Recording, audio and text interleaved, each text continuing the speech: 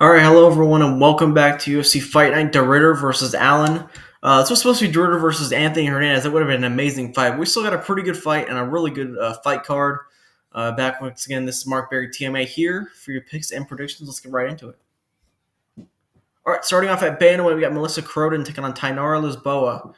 Croden was the dog for quite a while this week. Has full flip now to a favorite at minus 120.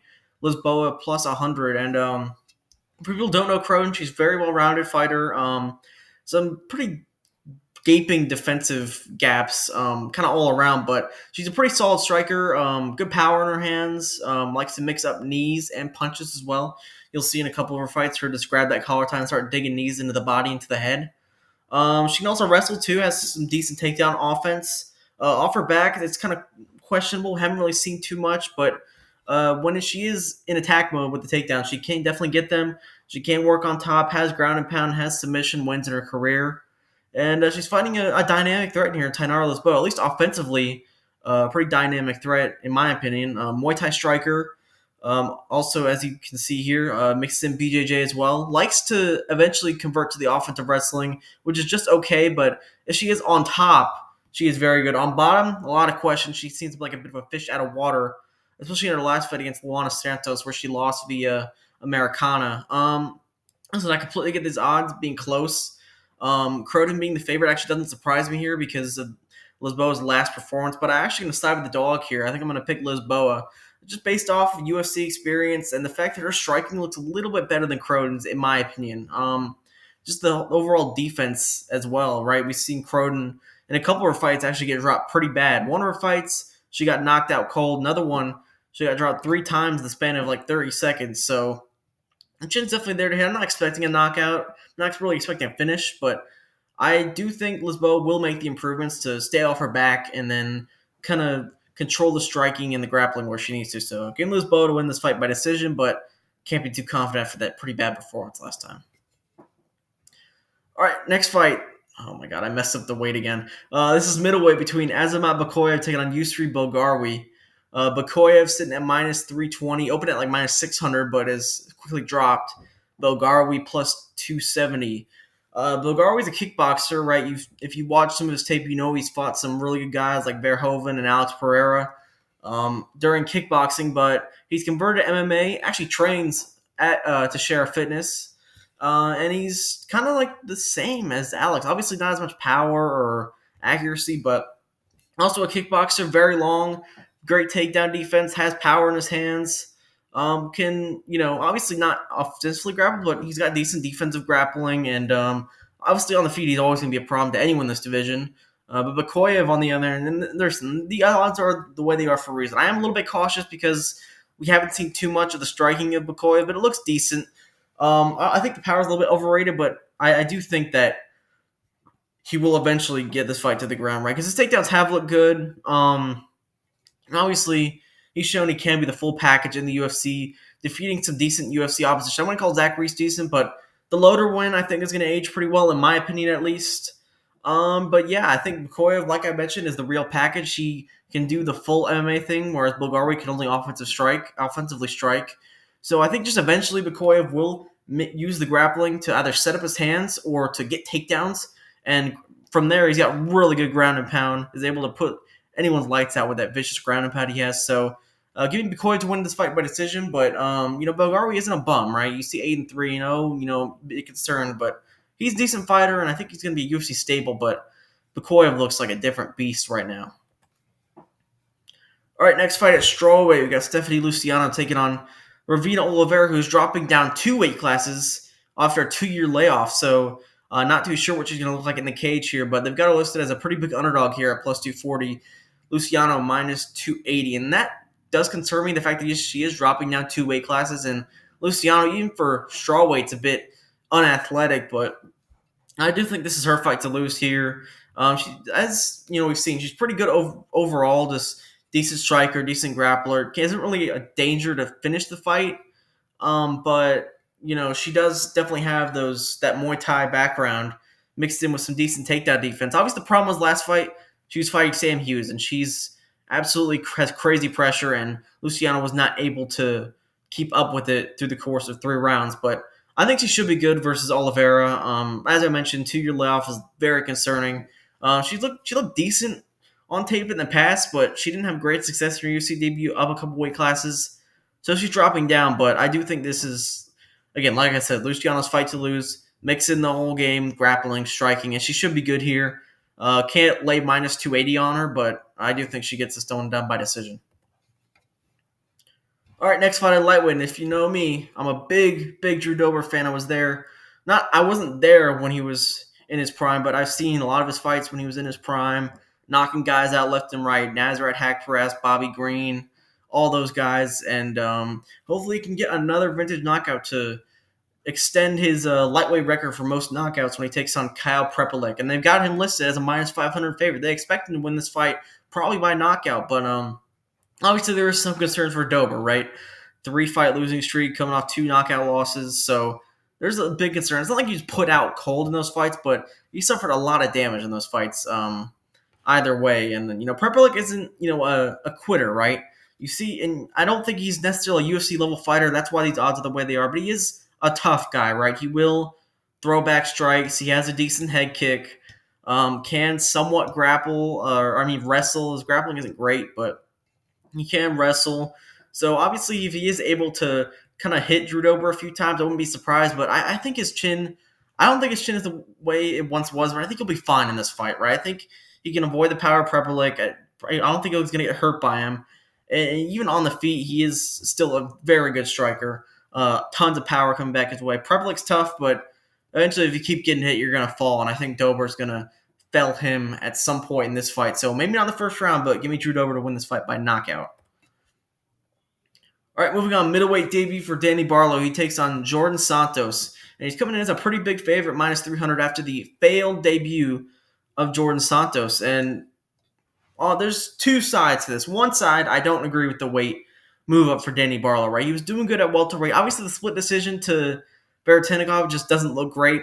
And obviously, Josh Quinlan's a bit of a bum, so I can't really rate that one very well. But, he looked good for the weight class. He only had trouble that one time making weight. He looked fine the last time he fought at 170. But on the other hand, I just don't rate Jordan Santos very, very highly. And Barlow, despite having some defensive lapses in his striking, he should be able to run through Santos. Santos is tough, has good volume, but the dude gets hit a shit ton. And, Barlow is very accurate with that left hand. They call him left-handed God for a reason. Coming out of the southpaw stance, so he's going to be firing that rear hand off the jab. So I think as long as he's able to use his distance management, use his big reach advantage he has in this fight, is able to catch Santos coming in, because like I said, that chin is there at hit. He should be able to either find the shot or just pepper this guy at range and win a pretty wide decision. So give me Barlow here. Again, I can't lay minus 300 on a dude that just, not knocked down his move up a weight class, potentially out of desperation. And it just hasn't showed amazing performances in the past, but I got to think this is a very winnable fight for Danny Barlow, even moving up a weight class. All right, flyweight time. In the top 15, we got Bruno Silva taking on Hyung-Sung Park. Silva plus 180 on a pretty bad skid himself. Park minus 210 after his main event loss to Tatsuro Taira. Obviously, both these guys come off losses, but they're just some of the best flyweights in the world, right? Manel Kopp, Josh Van, and Tatsuro Taira. Those are the guys that make up the top 6, 7 of the flyweight ranks. So can't be too mad at those. But I think there is a bit of a difference in these two, and it's the fact that Silva it's been blown out in those wins. He's shown he can hang tough. He's shown he can survive in these fights, and I just haven't seen the durability that I like to see from Hyung-Sung Park. He's been dropped a lot, and he's a flyweight. He's been getting dropped a lot in some of these fights. Now, maybe not in the UFC. He got dropped by Taira, which isn't a great look. His striking isn't great, but he was getting dropped in road to UFC. He was getting dropped in the regional scenes. And Silva, while he isn't technical at all, he carries a bunch of power, and he's very well-rounded, too. He's got great BJJ as well. Good scrambles from the bottom if Park tries to take this to the ground, which I will think Park has an advantage probably on the ground. But, as long as Silva isn't completely done or he isn't taking extreme life-changing damage, I think he should be very live in this fight. I think these odds are a little bit disrespectful to what he's done in the UFC. Some of these finishes he's getting in the UFC against high-level opponents. So I know a lot of sharps are on Bruno Silva here at plus 180. Those odds have dropped a little bit from where they were. I'm also going to be on Bruno Silva this week. I think you can get this one done. And obviously, like I said, the age and the losses recently, they concern me a little bit. But this guy's always going to be live for a finish, and Park just seems like the type of guy that's going to walk into something eventually. So give me Silva to bounce back here in a big way with a knockout win. All right, next fight, Charles Jourdain taking on Davy Grant. Jourdain minus 170 in his hometown. Davy Grant plus 145. And if you follow my Twitter page, you already know where I'm going to go with this, right? Jourdain, first, let me give him his flowers. He is a very, very fun fighter, UFC staple at this point. Only 29, so maybe entering his prime, but this guy's very, very dangerous everywhere. Explosive striker, absolutely killer BJJ, especially off his back. He's got a really nice guillotine, good triangle chokes. This guy's very, very dangerous everywhere. His main, kind of kryptonite has been the wrestling in the past. The wrestling has not been great from him, and it doesn't look like it's improved too much. Even his move down to bantamweight, he was kind of getting taken down a lot in that second round by Victor Henry before he was able to scoop that guillotine up. Which, I mean, obviously, I'm not going to discredit that because he really does have a good guillotine. It isn't just a jump of like despair or something. Like, he definitely sets that up. He knows when he can get that guillotine, and he definitely got that versus Victor Henry, his first submission loss as well. Davy Grant is, one of these guys is just hanging around here at 39. It's actually one of the best win streaks of his career at 39. Should be on like a 5-fight win streak, in my opinion. This guy's putting up great performance against quality opponents. And I think this is going to be another vintage Davy Grant performance. I think his striking is cleaner than Jourdain. Maybe not as explosive or as powerful, but I think he's cleaner than Jourdain on the feet. And if he minds his P's and Q's in the wrestling, which I like I said before, Jourdain does not have great wrestling. He should be either able to keep this a standing fight or even mix in his own takedowns if he gets the opportunity. I know he's got to watch out for that guillotine, but he's a veteran. He knows what he's doing. And I think he wins this fight by decision here. So give me Davy Grant. He is my underdog lock of the week. All right, lightweight fight between Kyle Nelson and Matt Frevola. Two guys that are going to get after it. They're on the main card for a reason. This is an exciting fight. They got Matt Frevola at minus 120 and Kyle Nelson at plus 100. And I honestly think, and maybe this is a crazy take considering the way Frevola's last two fights have gone, two pretty bad knockouts, honestly. But I think he should be a slightly bigger favorite in this fight. All right, Kyle Nelson, I get he has power. I get he's explosive on the feet. But moving up a weight class, coming off a knockout loss against Steve Garcia, where he really just didn't want to be in the cage in that fight. And he missed weight the fight before. So it just seems like at this point that he's not completely locked into MMA. And I think Matt Frevola is definitely locked into MMA. He gives himself a chance every time he fights, whether he gets knocked out or he finds a knockout. He's dangerous everywhere. He has good wrestling, better wrestling than Kyle Nelson, in my opinion. And on the feet, he's very explosive, good power. Like I said, big speed, but obviously the durability is an issue, right? And so if Kyle Nelson came in here and did spark Frevola, did catch him, put him out, I would not be surprised because we've seen Frevola put out on numerous occasions. I believe 4 of his 5 losses have come by way of knockout, but I like Frevola in the spot to be able to kind of potentially weather an early storm, mixing grappling and even maybe find a shot on the feet. So I think whether on the ground or on the feet, I think he gets the stoppage win by knockout here. So give me Frevola, and I think you're getting a deal at these minus 120 odds. I think KO is going to be plus money. I think that's a very good price for Matt Frevola.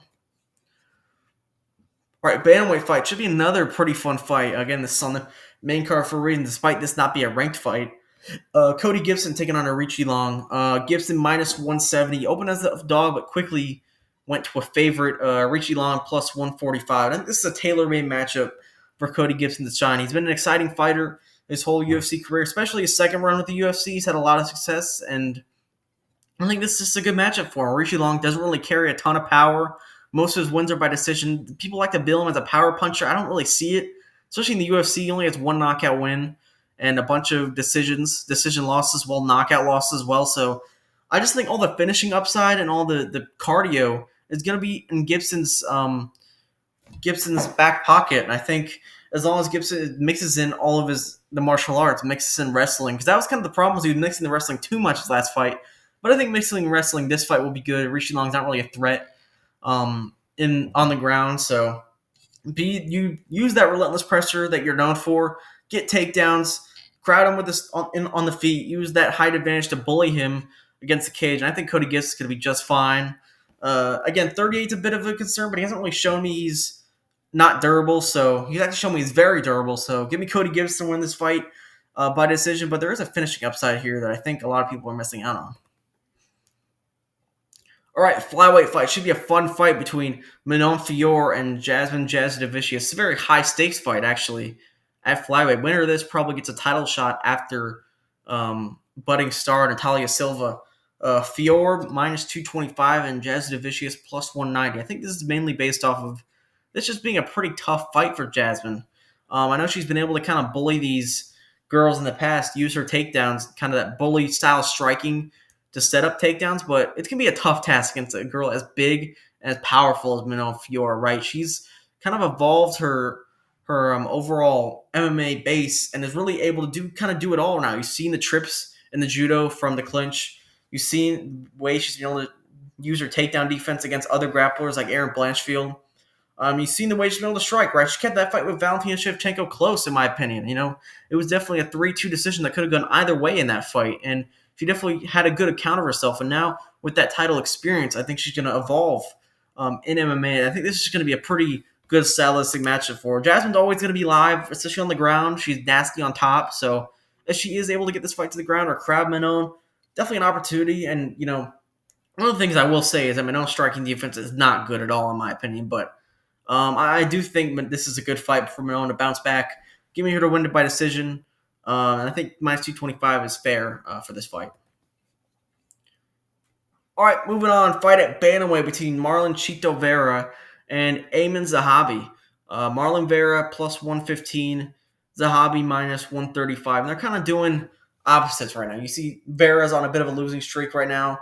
Dropped 2 in a row. 2 former champions, but he has dropped 2 in a row. And Zahabi is on the up streak, despite a couple questionable decisions, in my opinion.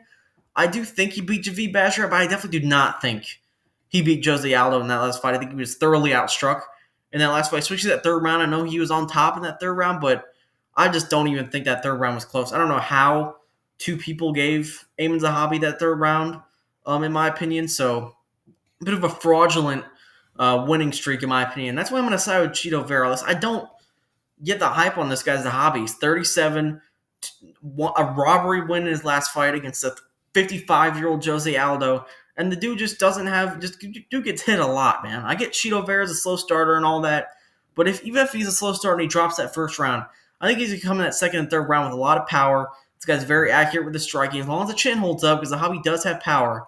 If the chin holds up for Marlon Vera, he should be fine in this fight. I think he should be able to land very clear on Zahabi. When he lands on anyone in this division, he can put their lights out. So obviously I get the kind of the doubts about him, about how he's fallen off, and I completely understand all that. Listen, if you're picking Amy Zahabi, I'm not going to diss you, right? It makes sense. He's the favorite, but I'm going to take a chance on Marlon Vera here. I'm picking him to win the fight by decision. But the knockout's definitely in the range. And if he is somehow able to get this fight to the ground, he's going to have an advantage on the ground too. So give me Vera to win this fight here. All right, co-main event of the evening. We got Kevin Holland taking on Mike Malott. Both dead even right now. Kevin Holland and Mike Malott sit at minus 110. Malott's been a favorite for quite the week now, quite the long stretch. But a lot of love coming out of Holland. I get it. Listen, first of all, let's take that kind of embarrassing, and it was an embarrassing loss against Daniel Rodriguez out of the picture for a little bit. And I think just in terms of physicality and the overall skills they have, especially on the feet, Kevin Holland will outmatch Mike Malott here. Listen, Mike Malott is 33 himself. He's shown he can have defensive lapses sometimes on the feet. He doesn't really eat damage too well on the feet. We see him get cut up on the feet. In Holland, he's very accurate. He's got long tools. You see he's going to have a huge reach advantage in this fight. So if he does, tuck that chin and kind of use his straight shots in this fight, he can definitely win. But obviously the problem is, is his durability gone? 1? And 2, is he just going to get taken down and just not care? Because that is a big problem. If you're on Malott and if you get him at minus 110, I applaud you because, there's definitely multiple opportunities for Malott to either knock Holland out if he's potentially compromised, if his durability is compromised at this point in his career. About 20 UFC fights, even more than that. So obviously that durability, I believe, is getting quite low for Kevin Holland. But even with the takedowns, right, he is a competent wrestler, and we've seen Holland struggle. Obviously, when it hits the ground, it might be a little different, but Malott has shown that he can competently wrestle and grapple, and that's one thing that's bothered Holland throughout his UFC career. But I'm probably going to get burned again. Because every time I pick a Holland fight, I'm wrong. But I am going to pick Holland here. I'm going to pick him to win by decision. Again, I don't love it. He can obviously catch Milan on the feet, but I just think he should do just enough everywhere for him to win a decision here. So give me Holland, but don't tail Kevin Holland at this point. I see people betting on Kevin Holland and betting on Kevin Holland and betting on Kevin Holland. And I don't get it. Even at plus money, I really don't get it. Because the dude just showed us he doesn't care at this point in his career. All right, main event at middleweight. Should be a really, really good fight. Ryanier DeRitter taking on Brendan Allen. DeRitter minus 220 and Allen coming in at plus 185. And listen, I get the people saying, DeRitter by domination, he's going to dominate Brendan Allen.